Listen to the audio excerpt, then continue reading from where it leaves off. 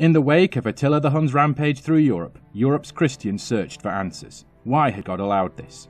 One British monk named Pelagius felt he had the answer, and it would trigger one of the greatest controversies in church history.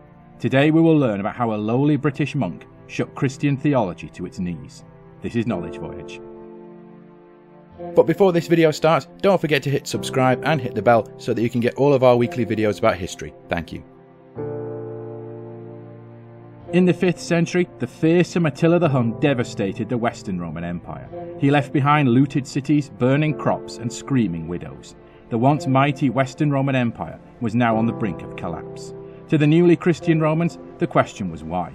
How could God abandon them? But as Attila's armies surrounded the city walls of Rome, one pilgrim from Britain looked down and felt he had his answer, and his name was Pelagius. Pelagius was born in Britain and was a committed monk who had been on a pilgrimage to Rome when the city was besieged by Attila the Hun. He felt there was a reason God had allowed this attack, and that was because the church had it wrong about sin, Jesus, and heaven. According to the church of the time, humans were inherently sinful and relied fully on God for their salvation and their path to heaven. But Pelagius disagreed. According to Pelagius, a person could save themselves from sin through sheer willpower. The church at the time said that only Jesus' death on the cross could save us from sin, and Pelagius attacked this. Pelagius said that whilst Jesus' death on the cross allowed us to earn our salvation, it only gave us the opportunity to earn it through our own efforts. It didn't in and of itself save us. This was a shocking belief to the early church.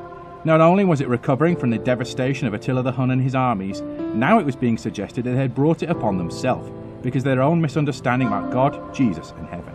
It was common at the time to view national catastrophes as being punishment from God, and if things didn't change about their beliefs, maybe God would send more disasters. But Pelagius' ideas didn't take hold, and he attracted powerful enemies. Among them was the famous St. Augustine of Hippo. St. Augustine condemned Pelagius, and as a once vigorous sinner himself, Augustine argued that God's grace and not human effort had been the key thing in his own conversion. The controversy reached the Pope himself, and in 418 AD, Pelagius was denounced as a heretic and excommunicated. With that, Pelagius retreated to the remote Egyptian desert, where he would live as a hermit for the rest of his life. Nothing is known of him after this point, and it is assumed he died there, with only the desert sandstorms by day and the sparkling stars by night for company.